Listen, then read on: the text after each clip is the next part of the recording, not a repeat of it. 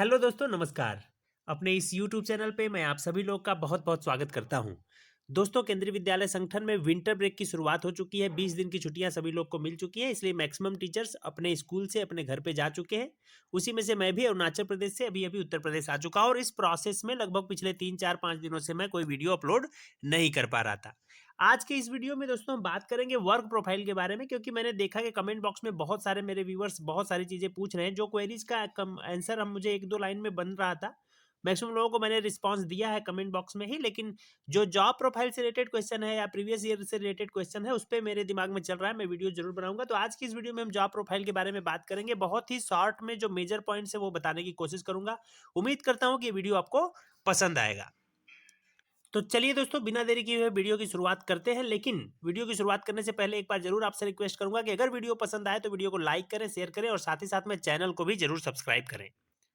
तो अभी दोस्तों हम आ चुके हैं अपने नॉर्मल स्क्रीन पे और आज हम बात कर रहे हैं nature of work for TGT-W in KVS, क्योंकि बहुत सारे लोगों के मन में मिथ्स हैं या शक है, उनके बारे में डिस्कस करेंगे। और सबसे बड़ा क्वेश्चन जो है कि क्या हमें करना क्या होता है वहां पे, उसके बारे में भी इस वीडियो में देखते हैं। तो मेन वर्क्स की बात करें दोस्तों, सबसे पहले कि जो मेन वर्क है जिसके लिए आप होल इन सोल मतलब कंप्लीट रूप से आप रिस्पॉन्सिबल है विद्यालय में, वो उसमें से सबसे पहला है एक टीजीटी टीचिंग डब्ल्यू ई मतलब वर्क एक्सपीरियंस नहीं है, हमारी पोस्ट का नाम वर्क एक्सपीरियंस है, लेकिन जो सब्जेक्ट हम पढ़ाते हैं उसका नाम है वर्क एजुकेशन। तो टीचिंग वर्क एजुकेशन, कई लोग पूछते हैं कि हमें पढ़ाना क्या है, मैथ है, फिजिक्स है, और ये इंटरव्यू के लिए बहुत ही वो क्वेश्चन होने वाला है, इंपॉर्टेंट क्वेश्चन होने वाला है कि इंटरव्यू के पैनल में भी लोग पूछ देते हैं कि आप जा रहे हो टीजीटी-डब्ल्यू की पोस्ट पे, आप क्या पढ़ाओगे? तो उस समय भी लोगों को नहीं पता। तो वर्क एजुकेशन करके एक सब्जेक्ट होता है, वो हमें पढ़ाना होता है क्लास 6 से लेके क्लास 12 तक। और ये क्लासेस होती है 2 classes per week in each class, 2 lectures per week in each class. ये डिपेंड करता है सिंगल सेक्शन है कि डबल सेक्शन विद्यालय है। अगर बहुत सारी double section, triple section, 4 section, 4-4 section होती है एक क्लास में, तो इसको रिस्ट्रिक्ट कर दिया जाता है 6 से लेके 10वीं तक के लिए ही, 8 तक के लिए ही। अदरवाइज अगर सिंगल सेक्शन विद्यालय तो कई बार आपको कक्षा 1 से लेके कक्षा 12 तक की इस क्लासेस में पढ़ानी पड़ती है। वर्क एजुकेशन का एक प्रॉपर सिलेबस है, वो सिलेबस भी मैं कभी न कभी नेक्स्ट वीडियोज में आप लोगों के साथ शेयर कर दूंगा, ताकि आपको पता चले कि आपको एग्जैक्टली क्या पढ़ाना होता है। और रफली मैं बता दूं कि ये साइंस का ही सब्जेक्ट होता है, जिसमें साइंस का बेस खास तौर से इलेक्ट्रिसिटी और मैग्नेटिज्म या इलेक्ट्रोमैग्नेटिज्म, इनको मिला के जो भी टॉपिक्स बनते हैं उन्हीं को पढ़ाया जाता है क्लास 6 से लेके क्लास 12 तक। और प्राइमरी विद्यालयों में जो हमारा रोल होता है, टीजीटी-डब्ल्यू का रोल होता है, उनका ये होता है क्राफ्ट वगैरह सिखाना, बच्चों को एंगेज करना फनी वेज में, ताकि वो इंजॉय करें और बोर ना हो। ये हो गई दोस्तों टीचिंग की बात। दूसरे नंबर पे बात करते हैं पीए सिस्टम की। पीए मतलब पब्लिक एड्रेसिंग सिस्टम, क्योंकि जो केंद्रीय विद्यालय सिस्टम को अच्छे से जानता है, पहचानता है, वो समझ ले कि वहाँ पे वो जो तो जानते हैं कि मॉर्निंग असेंबली वगैरह जो होती है या जब भी कोई पब्लिक गैदरिंग होती है वहाँ पे, तो माइक सिस्टम वगैरह केंद्रीय विद्यालय अपने हर एक केंद्रीय विद्यालय का होता है। वहाँ पे माइक लगाना, स्पीकर की व्यवस्था करना, या फिर जो भी एम्पलीफायर वगैरह है उनकी सेटअप को करने की जिम्मेदारी टीजीटी-डब्ल्यू की होती है। और ये काम चूंकि डेली करना होता है, डेली ही आपको मॉर्निंग असेंबली करानी है, वहाँ पे माइक वगैरह का सेटअप करना है, तबला बजवाना है, तबला लगेगा, बच्चे बजाएंगे, हारमोनियम बजाएंगे, तो जो म्यूजिक सर टीचर होते हैं वो उनके साथ में टीजीटी-डब्ल्यू टीचर मिलकर ये काम करते हैं। लेकिन डायरेक्टली टीचर्स को ही नहीं करना होता कि रोज पता चला वो माइक सेट कर रहे हैं, ये कर रहे हैं। वो कुछ बच्चों को अपने ट्रेन कर लेते हैं।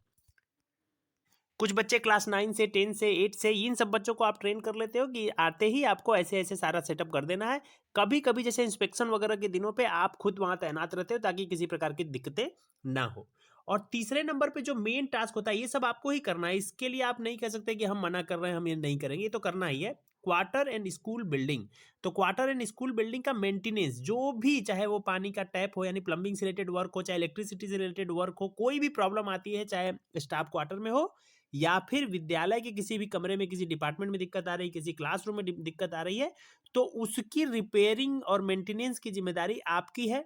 इसका मतलब ये बिल्कुल नहीं कि आप स्क्रू ड्राइवर उठाइए और जाके फैन अगर गड़बड़ हो गया तो उसको उतारना शुरू कर दीजिए, बनाना शुरू कर दीजिए। ये कई बार गलत फहमी रहती है, इसीलिए लोग कहते हैं कि डब्ल्यू टीचर की बहुत ज्यादा रिस्पेक्ट नहीं होती।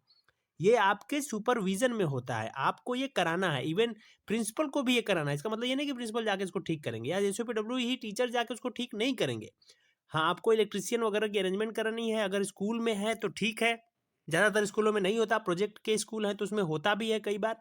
लेकिन नहीं है तो आपको बाहर से इलेक्ट्रीशियन वगैरह बुलाना है, प्लम्बर बुलाना है और इस काम को कराना है। जो भी 2-3 काम अगर इकट्ठे हो जाते हैं तो उसको कराने की जिम्मेदारी भी टीजीटी डब्ल्यूई की होती है। तो मेन काम हो गया teaching WE, work education subject पढ़ाएंगे। पब्लिक एड्रेसिंग सिस्टम को आपकी जिम्मेदारी होती है उसकी व्यवस्था करना, उसका अरेंजमेंट करना, और साथ ही साथ में क्वार्टर एंड स्कूल बिल्डिंग का मेंटेनेंस जो भी है वो भी आप करेंगे। और इसके साथ ही प्रीमाइसेस में जो भी वर्क होगा डेवलपमेंट का काम, उसकी कमेटी में भी आप एक मेंबर जरूर रहते हैं। एग्जाम्पल के लिए मैं बता दूं, जैसे गार्डन बन रहा है, प्लेग्राउंड बन रहा है या फिर रोड बन रहा है, इन सब चीजों में बड़ा डिपार्टमेंट कोई पीडब्ल्यूडी डिपार्टमेंट आके वर्क करेगा, लेकिन एक कमेटी, मॉनिटरिंग कमेटी में आप भी रहते हो। दोस्तों बड़े ही शॉर्ट तरीके से मैंने ये मेन काम समझाने की कोशिश करी है। अब समझते हैं कुछ और एक्स्ट्रा काम, जो सम एक्स्ट्रा वर्क की बात करें दोस्तों, तो जैसे इंचार्जशिप ऑफ डिफरेंट डिपार्टमेंट से कुछ में से काम हो जाता है। तो कई सारे डिपार्टमेंट होंगे विद्यालय में, जैसे एग्जाम डिपार्टमेंट हो गया, एग्जाम्पल के लिए फर्नीचर डिपार्टमेंट हो गया, सी हो गया, इसका स्किल हब इनिशिएटिव से रिलेटेड हो गया।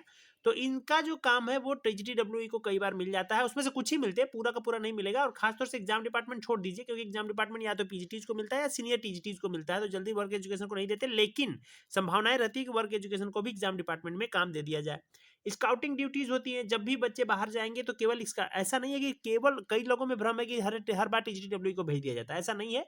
स्काउटिंग ड्यूटीज में टीजीटी को भी भेजा जाता है, साथ में गेम्स टीचर्स होते हैं, इवन कई बार फिजिक्स के, मैथ्स के, इन सब टीचर्स को भी भेजा जाता है जिनकी जैसी अवेलेबिलिटी हो, तो उसमें भी आपको जाना पड़ सकता है। और सारे टीचर की तरह आपको भी जाना पड़ सकता है। इवन मैं अपना एक्सपीरियंस बताऊं तो मैं लगभग 4 साल हो गया मुझे केंद्रीय विद्यालय में एज ए टीजीटी काम करते हुए, लेकिन मैं अभी तक एक भी स्काउटिंग ड्यूटी नहीं किया हूं, क्योंकि हमारे पास सफिशिएंट नंबर ऑफ टीचर्स हैं जो कि जिस सब्जेक्ट से रिलेटेड बच्चे बाहर जा रहे होते हैं कंपटीशन में भाग लेने, गेम्स में भाग लेने, तो उस सब्जेक्ट से रिलेटेड टीचर्स को ही वहां पे भेजा जाता है। लेकिन स्काउटिंग ड्यूटीज में बहुत सारे केवीज में टीजीटी को भेजा जाता है मेन तौर से। और बात करें तो teaching in absence of main teachers, ये देखिए सबसे बड़ी बात है। इसका कोई इंसेंटिव्स आपको नहीं मिलता, चाहे तो आप इसको मना भी कर सकते हैं, लेकिन कई बार मना करना अच्छी बात नहीं होती। क्यों नहीं होती वो हम कभी आगे डिस्कस करेंगे।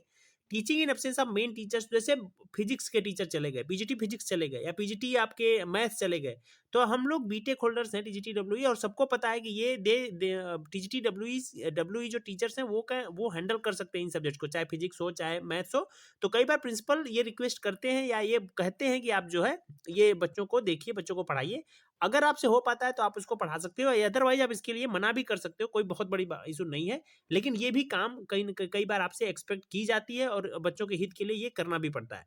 दूसरे कामों में मैं जैसे बताऊं, बहुत सारे डिपार्टमेंट, जैसे मैंने बताया, बहुत प्रकार के वर्क केंद्रीय विद्यालय संगठन में चलते रहते हैं। जैसे यूबीआई फी वेरिफिकेशन है, फी कलेक्शन है, तो यूबीआई की इंचार्जशिप हो गया। एडमिशन का प्रोसेस लंबा होता है केंद्रीय विद्यालय संगठन में, तो उसमें आपको बना दिया जाएगा।